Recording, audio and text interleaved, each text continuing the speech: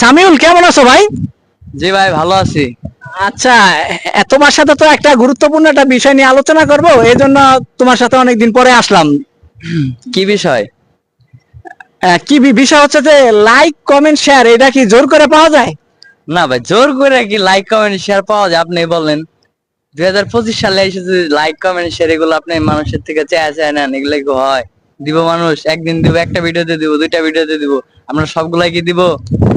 Like video, আপনার ভিডিওর quality ভালো হইতে হইব, মানুষ যেন দেখে। ওইরকম কিছু মানুষের ভালো লাগা থাকে ভিডিওর ভিতরে, এরকম কিছু থাকতে হইব। খামাখা তো আপনার ভিডিওতে লাইক কমেন্ট শেয়ার করবো না কেউ, তাই না?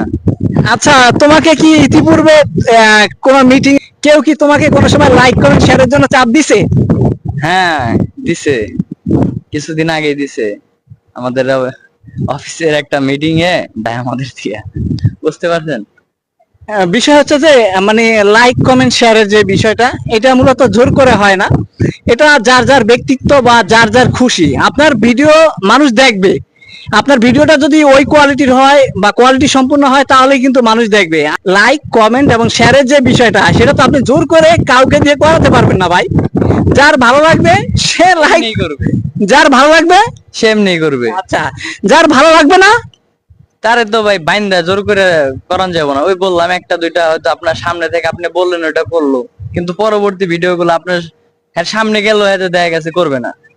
এমন অবস্থা হয়েছে হয়তোবা আপনার চেনা পরিচিত অথবা খাতিরে আপনার খুব কাছের ভাই ব্রাদার আপনাকে দেখিয়ে দিল, সে আপনাকে ফলো দিছে বা লাইক দিছে বা শেয়ার করছে, কিছুক্ষণ পর তো আপনাকে আনফলো করতে পারে। তাহলে এত চাপ দিয়ে কি লাভ ভাই? যার খুশি বা যার ভালো লাগবে সে আপনাকে এমনিতেই শেয়ার করবে।